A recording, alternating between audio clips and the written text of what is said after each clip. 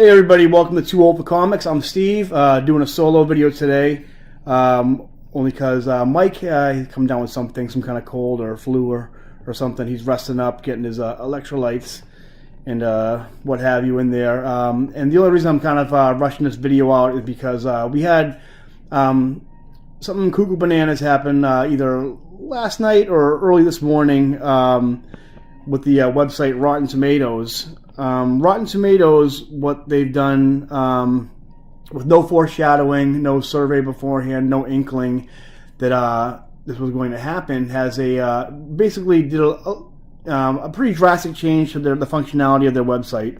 What they've done is they've taken away the, for now anyway, according to them, the audience score and comment section before a movie has come out.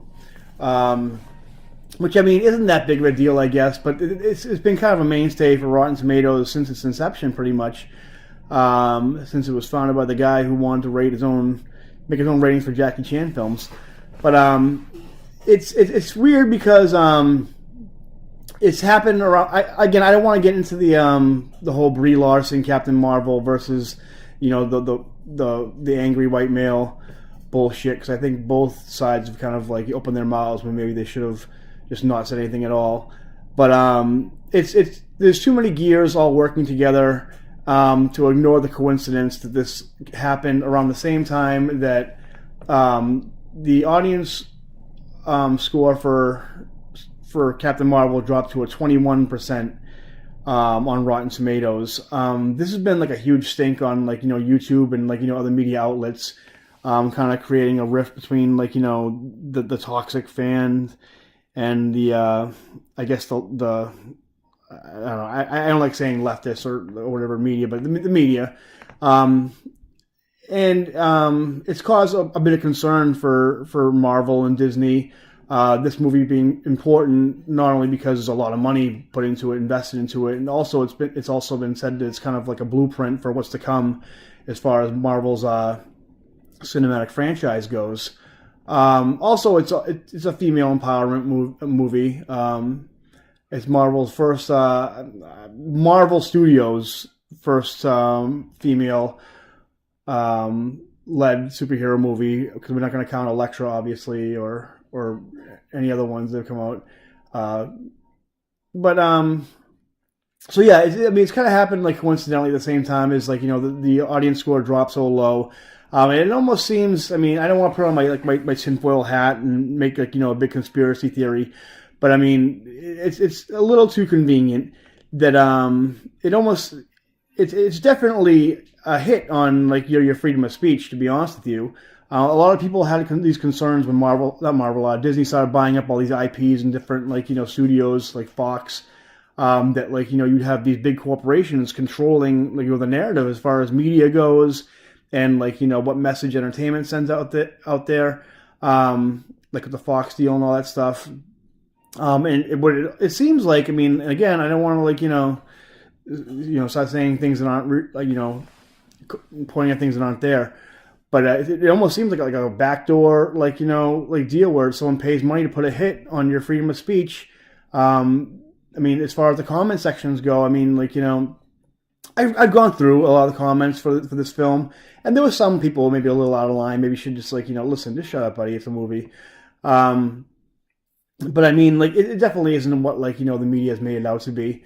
And basically, I mean, people, I don't think the common moviegoer has a good definition of what the audience score is. Basically, what Rotten Tomatoes does is they ask, do you want to see this movie? Yes or no? And you can click yes or no, and about 71%, 73% of people said they don't want to see this movie for whatever reason. I mean, a lot of the people didn't even make comments on why they didn't want to see the movie. But again, it really seems like this was like a reaction to the low audience score, where where Disney someone was messing with their nut and they said take care of this for now.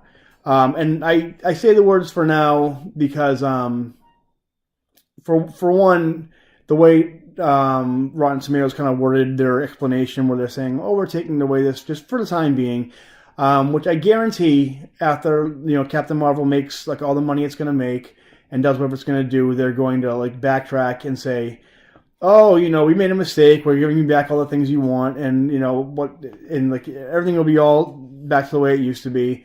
After so I don't know. It just seems really dumb, and it definitely seems like an attack on freedom of speech as far as what you're allowed to say about certain things, and it's kind of scary, to be honest with you, without getting too dramatic. But yeah, so that's kind of my thoughts on it right now. As far as the Captain Marvel thing goes, how about this? How about if you want to see a movie, if you see a trailer, you think it looks cool, go see it. You think it looks dumb, don't go see it. Enough of this, back and forth, taking things out of context, or or just enough of the fighting. Honestly, as far as Rotten Tomatoes things go, it makes everybody look bad. It makes Marvel and Disney look bad. It makes Rotten Tomatoes look bad. I think there's only two things that kind of make this a little bit better. Someone from Marvel or Disney, apologizing for if they want to do damage control on the whole Brie Larson thing, I think anyway, which I think a lot of people think this is a reaction to. I think someone from Marvel Disney should kind of do some damage control, not Brie Larson, trying to say this is what I really meant, but someone actually doing actual PR damage control, maybe even apologizing, or even better yet, I think Brie Larson should just quadruple down and just be very aggressive with the media who takes what she says out of context and be like, yeah, this is a girl's movie. You don't like it? Hold on. I think I have some tampons in my purse here. Just go full on. Go with it and just and troll back. I say, honestly, that would, right now I'm kind of on the fence of whether or not I want to see Captain Marvel opening week. But if she pulled one of those, I'd be all in. I'm like, all right, this broad's all right. If she just got right in my face and said no guys allowed. This is for us. The chickens come home to roost. But that's a conversation for another time. We'll talk more about that, me and Mike, when we do a Captain Marvel review when it comes out. But let me know what you guys think about this whole situation in the comments below. Again, like and subscribe. If you don't, whatever, do what you want. It's a free country, for now, anyway. But anyway, that's about it. See you later, guys.